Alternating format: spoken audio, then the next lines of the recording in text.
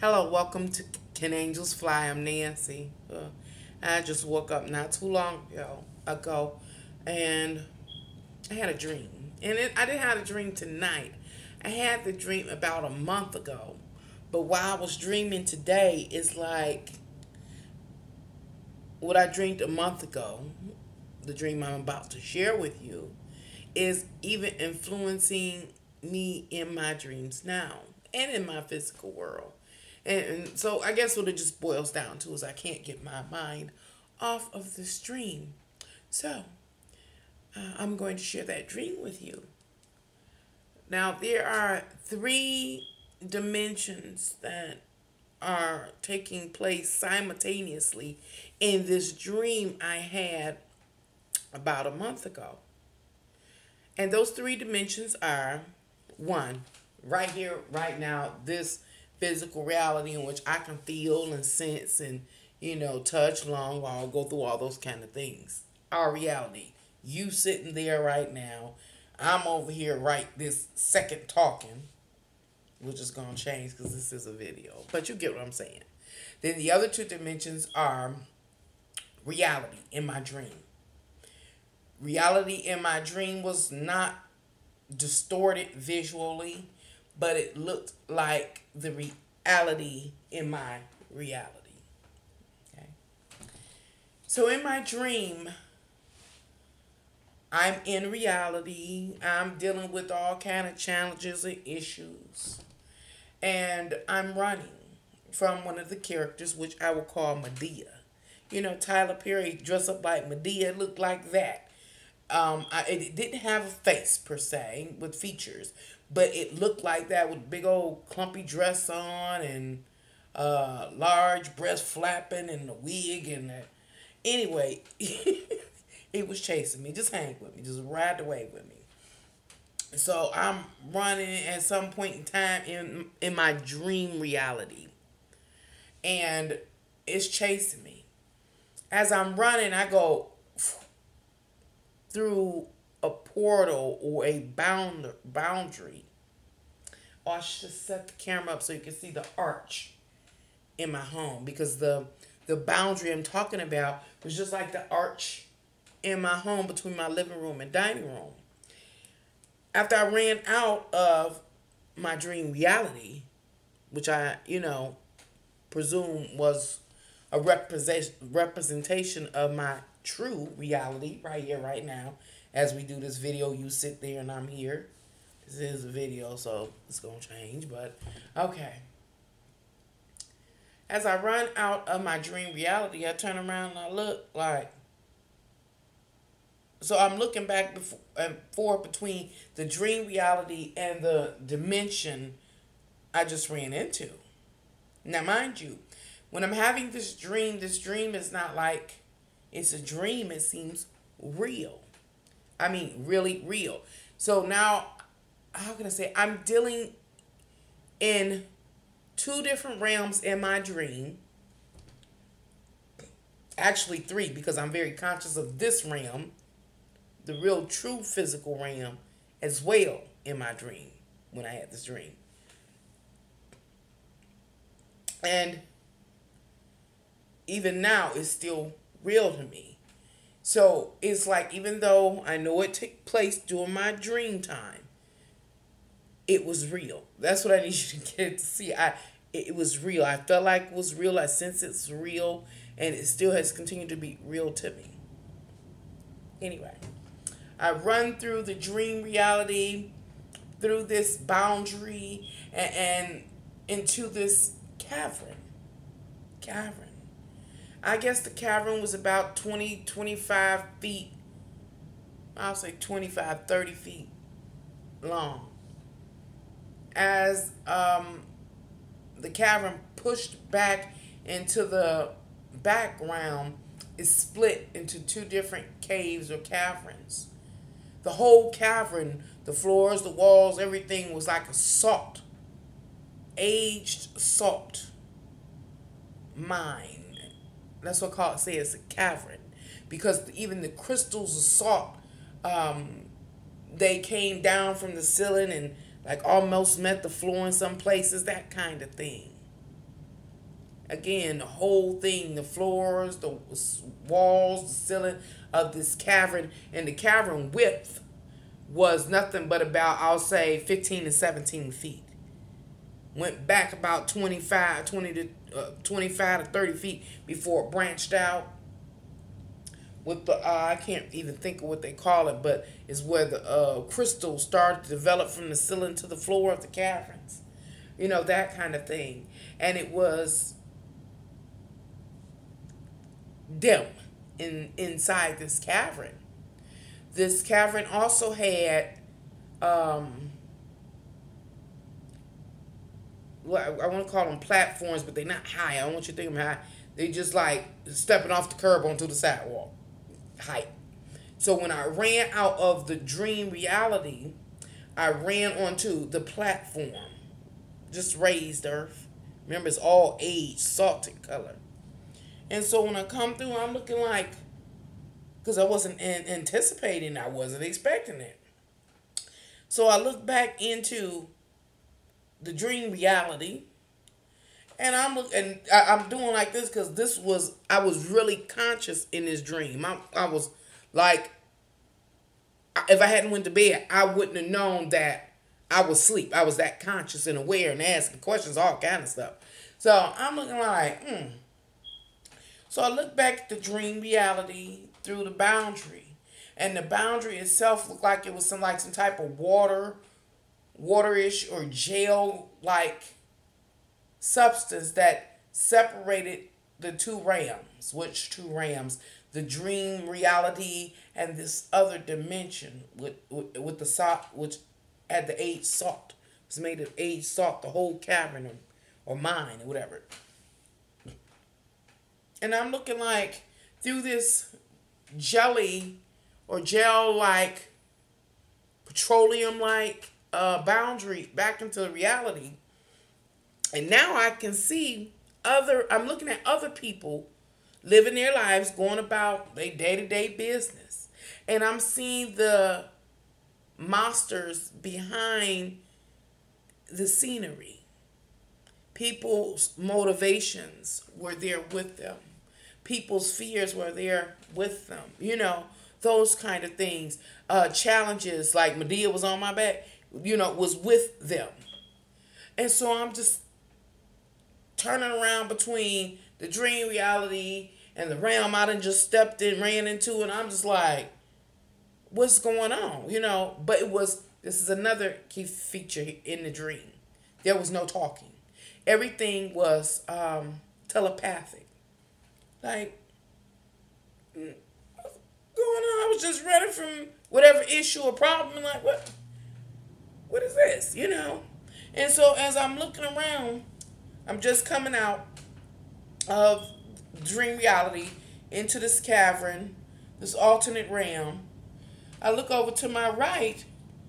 It's what I'll call this character a ghoul. And the reason why I call it a ghoul is because it had a cloak on, like death. But rather than its cloak being black, its cloak was off-white, or that aged color. Off-white, creamish, aged color. His cloak looked like linen. It looked like it was layered linen. The bottom layer was thicker than the outer layers. The cloak hung over him. I didn't see hands, feet, body, face, nothing. It just hung over all the way down to his feet. It never said a word, physically. It was all telepathic. This ghoul, or this being, I'll call them beings, began to move out in front of me in the distance, maybe about 6 feet or so. I'm still standing there in confusion, like, what's going on? And so the ghoul, the being, telepathically is telling me, follow me. And so I start walking behind this being, but I'm still looking back at reality. I look, oh, and when I'm looking through this portal, I see a red fire, is what is it called? Fire hydrant to the right. I can see the buildings. I can see the people clear as day. And like I said, the mechanisms that motivate them or challenge them, or the demons that I'm seeing all this now. So I'm just like, I just came out of there. So if they got them, this is my mind rationalizing in my sleep. Like I said, I'm also dealing with the reality that I was so conscious, like, well, if they got them, then I just ran out of there. I had them. And that's when Medea, I could see Medea coming, that mechanism or that challenge that was pursuing me came running through as I'm starting to follow this being further into the cavern. She or it comes running out of dream reality in pursuit of me. When she did, she comes through, breaks through the gel barrier, petroleum barrier, and stand there like I said, she didn't have a face, like I say, for a blank face, looking for me, like, there you go, there you go. And the being snapped back at her, like, remember I said, no talking, like, what are you doing in here? That kind of energy. I never could see his face, but it was the snap, it was the energy, it was the intensity. Like I said, everything was telepathic. That Medea thing was like, I done messed up. I wasn't supposed to come through the boundary, through the barrier, into this realm. She like, but she had a fear of this being to some degree, and respect for it. And so she backed up, didn't even turn around, backed up into the dream reality. Did an about face, turned, found someone else to pursue, and went in pursuit of that individual. Now, I'm in this cavern, and like I said, it's pretty dim, and I'm just looking. I'm like, wow. Like I said, it was 15 to 17 feet in width. The length of the cavern I was in had to be 25, going on 30 feet before it split. I couldn't see past that.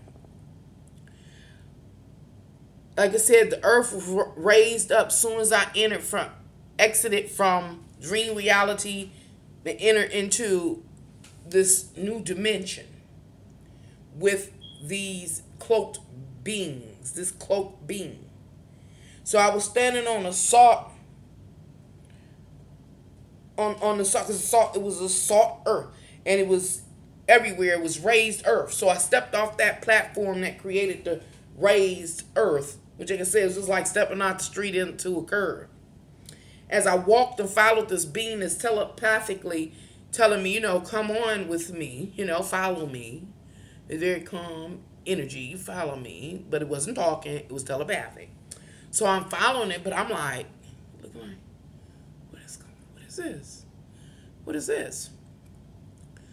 I noticed that there was, like I said, the part of the earth was raised. So imagine a sidewalk, two sidewalks in the street running in the middle. So that's basically how the cave was made or cut out, where the earth was raised on the side like sidewalks, then dropped down just a little bit to create like a street or a center aisle. And the sidewalks were, the boundaries were the actual walls of this cavern. So I'm walking behind this being, and I'm looking, and I look over across the street, so to say, about 15 feet away. And there are what they look like market booths. Like you go to a market and they had the scarves and the bangles and the bracelets outdoors, the little cart kind of thing. I see another ghoul cloaked with the white linen garment, and it was aged, like aged like they weren't like it had that antique ish look, aged. Again, their cloaks, the walls, the floors of the cavern, even the raised part of the earth, it was all the same age color.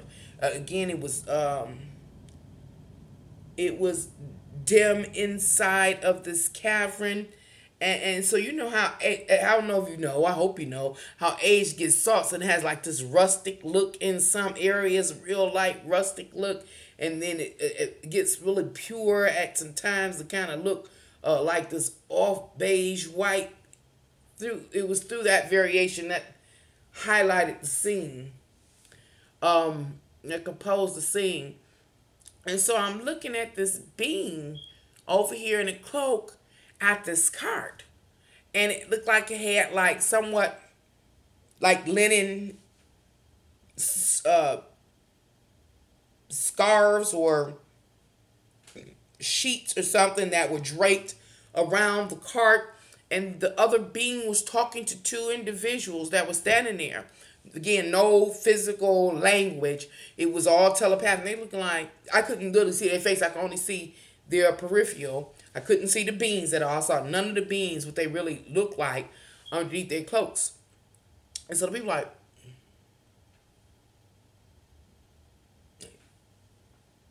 yeah, like, yeah, we're in agreement. Yeah, okay. And then back from that booth was another booth on that same side of the street in which there was another being, and they all were like 7 feet tall, at least 7 feet tall. And that other being also had a market booth, was talking to an individual, one person. You know, it was this, I don't know what you call it, just plain kind of look. Yeah, like, yeah, that's great. That sounds good, that kind of thing. So I'm like, oh. So while I'm taking in the scenery, the being that is escorting me points to the ground. So I look at the ground. We kind of stepped up on the raised part of the earth, the sidewalk part, the opposite side of the street from the ones with the carts on the other side of the street, about 15, 17 feet away. Maybe been a little bit more. I'm not very good at measurements, but. And so I'm standing there. I'm looking like, what? What? But not saying anything, like, huh? I say, don't tell me that. Don't tell me that. And I'm sinking further and further and further and further and further into a state of sorrow and fear and panic. I'm like, don't tell me that. I don't want to hear that. No. You do something about that. Keep me from seeing that. And I'm going to tell you what that was. So on the ground, I saw, once again, the earth was raised. Now, we're on like the sidewalk part of the street, but it's raised up even more. And it's like a tree stump. I mean, cut the tree down, it'd be the stump about as big as a old tree stump. And it was a candle, though. Again, still made out of the salt-like texture of the earth, but it was a candle. And you know how candles burn and the wax heat up the candle and it make these rivers or streams or niches in it. And so it was like that. And it was more like wax, the liquid part of the wax where the flame looked like it ain't going to be to stay lit because there's so much wax floating in there. So it was like the candle was almost burned out with the little fire flickering, you know, and the wick almost totally submerged in the hot wax, melted hot wax. And so I'm looking at this candle that's on the floor, and it's, like I said, a tree stump side. And I'm looking at it, I'm like, no, no, I don't want to hear that. And like I said, it just came this increased sorrow.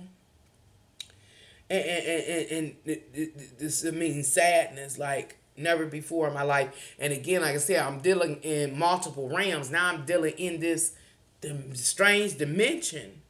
But in reality, while I'm in the bed sleep, reality here right now, like you watching this video, I'm making this video, you know, I felt it. I was aware of it. I was conscious. And I'm like, No, I don't want to hear that.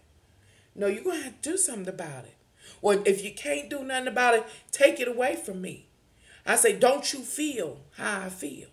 Again, I wasn't physically speaking, it was all telepathic. And so the thing basically wasn't hearing me, didn't give a care what I was talking about. And I collapsed. I collapsed over the candle, the midsection of my body, from my chest to my pelvic. Just collapsed over this candle with this little flame. I mean, it probably was that big a flame because it was a really big candle. So I'm just laying over it. And I'm sobbing. And I'm so sad. And I'm talking about in reality, in the dream, in reality. I was like, oh, sorrow. And the candle just said, boof. And it covered me up.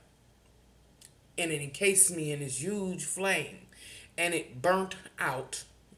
Now I'm going to go into what I was so feeling so much sorrow over. So much sadness.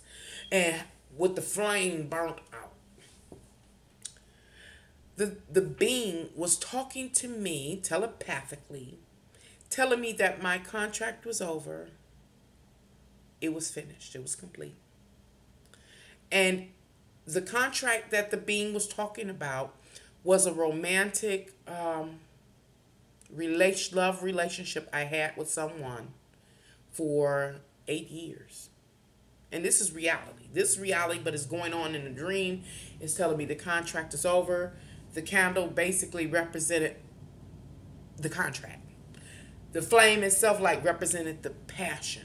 And it was still lingering, you know. For me, it was still lingering. But the time had come for me to come, you know, sign, basically up my contract, I guess the best way I could say it. And so I'm at this thing feet. This is before I go combust on the candle. I'm at this thing feet like, please don't do this to me. Because I could feel something approaching. It was going to show me something. I was like, please, I can't handle it. I don't care what you think or what you got to say. I can't handle it. And it was not acknowledging me. And I could feel whatever it was coming. And so the sorrow grew deeper and deeper and deeper. Then I ended up falling or leaning over or being drawn into that candle, in which it went combust and the flame covered me up. And it burned away. It burned all. It's just started burning all the pain and you know, purifying, I guess. So all of a sudden, here comes this couple down the mid-highway, like the mid-street, walking. They in all aged white, like going to an all-white party. All white. Well, not white, but aged off-white. Linen. It was the dude I'd been kicking it with for 8 years. And a woman to his right. They never noticed me. They never noticed any of the other activities going on in this cavern. They just walked straight ahead. Just like this. They all white, arms down to the side. Almost like sleepwalking. And where they were walking, and they're all white or they aged linen outfits with their blank looks, not paying attention to anything or any other activities, not noticing me, at least, in this cavern, was the man I thought was in my dreams with another woman, almost like the marrying kind of thing, but they were just so blank. They were so emotionless, you know, like they were sleepwalking. And they walked past the being, the ghoul, whatever you can call it, me. And I just watched them walk solemnly back into the dream reality, which represents our real life physical reality right here, right now, like I'm making this video and you watching it. Walks back into reality. As soon as they walk over into reality, their clothing and everything changes. But I'm so frantic. I'm so upset that I turned to this thing. I said, didn't I ask you to shield me from this? I told you I wasn't ready. I don't care what you thought about it. I told you I couldn't handle this. And what it was telling me is it's time. It's time. And so, I hope I'm not forgetting anything. Because, like I said, I had this dream about a month ago. But it's affecting me in my physical world. It's affecting me in my dream world. I just woke up. And I think it's because of the lenses I am seeing life through now. Let's say my dream was real, that I was really transported into another realm, or I went and visited another realm. A realm that, if what I picked up, is a realm that we all visit. In order to do what? Why do we visit this realm? It is to write up our terms and conditions of our contracts of existence. What are we going to do next in the next phase of life? You know, that kind of thing. Maybe, just maybe, this time I remember.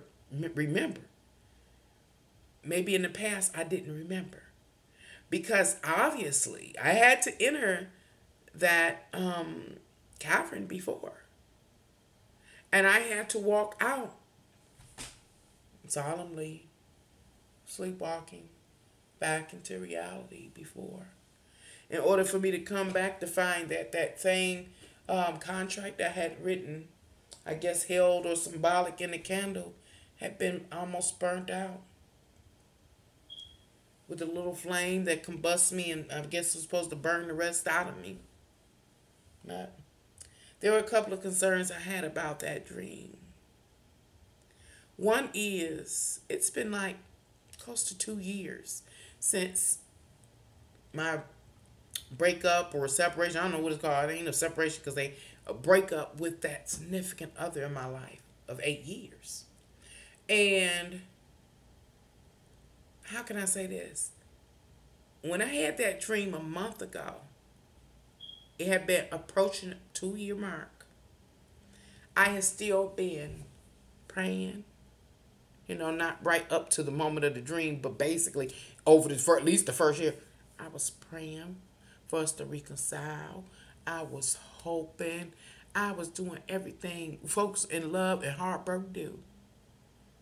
Wow. He was already outside of reality, back in his cavern, negotiating the terms and conditions of his new contract. I thought something was wrong with that. I said, shit, excuse me. I've been up in this mother-sucking reality, hoping and wishing on for something that he wasn't even there. He was not actively in reality. It's like what I'm saying, like he was flying. He been flying autopilot while he negotiating this contract. I'm done. I was already burnt out of his system. So by the time I'm coming out of reality to renegotiate my own personal contract, he on his way back in. So I was in that by myself for nothing. That's deep. Another issue I had with the dream was when I looked across the street and I seen those other ghouls or beings with the off-white ivory or white linen cloaks on that were communing with those people at the booths. What I came to understand, that those people at the booths, there was market booths, and what was being marketed? Life experiences. Those people were over there negotiating the terms and conditions, the contracts, and finding out what they could do. Like you go to the phone company, the Metro PCS, Boost Mobile, name some Sprint, one of them. And you sit there and they tell you this is what you can get, and as if you have a lot of choices, but they tell you like, oh, and that's how they was like, oh, okay, yeah, well, we're going to take this one now. Yeah. And they were over there being offered their contract. And the final thing issue I got with that dream, I know I'm crazy, y'all. That's okay. Y'all must be off too, because y'all coming to listen to me. Anyway, and the final thing, I'm just playing. Don't get upset. I'm just playing. And the final thing that bothered me about this dream is that, and I mean, I was conscious. Well, I find it interesting that I was conscious all the way through that dream. When I set up, I was like, oh, for real though. I said, I've been like breaking it down, analyzing the candle, the cavern, and realizing that I never saw any features of the beings, looking back into reality, seeing. I said, I might even, I don't even know if I have paint anymore, pull some paint out and start painting the things that I saw, you know. But I just like, ugh. Um, what bothers me, the final thing that really bothers me, is that I was in that cavern because it was the end of a previous contract. The candle burnt out, the flame, the passion, all burned out. The aim all around me, combust me. I don't remember. This is strange. I remember I can close my eyes and see the place. I can see the reality in my dream. I can see the alternate dimension. I can see the beings, the booths, all that. Medea, the whole thing. But I cannot recall what my contract was, what was offered to me. What did I negotiate? What did I accept? I find that quite strange. That's the only thing that I can't remember. And I bring that dream up, because I'm not just looking at that dream alone. That's just one component of, I guess, a theory that's been formulated through my life experiences. Like I said, everything I do on this channel has to do with my life experiences. I reflect back upon a video I made here, and it is called There Seems to Be Proof, or something about the flat earth theory. It's when I talk about my son and another local native, I'll call it, pre-life experience, where they remember existing before existing in a physical body. They foretell of a time of being conscious and being aware of self and others, and of the universe, and of the earth, and the going-ons and the happenings, but they just didn't have a body. They were just conscious. There was something else that I talk about in, I think, another video I have. I want to call it The Devil's Playground, where that consciousness that my son and that guy talked about, coming down, descending upon this world, taking on physical body. And through this physical body, we are able to interact with this world. But once we in this physical body, in the physical body is governed by, it interfaces with this world through the five senses. And it is governed by, basically, the devil himself. Satan is his playground. And so in that video, I go into depth about how this is his playground, and how he basically is able to manipulate us, or in certain ways that we wouldn't consider that we're being manipulated by.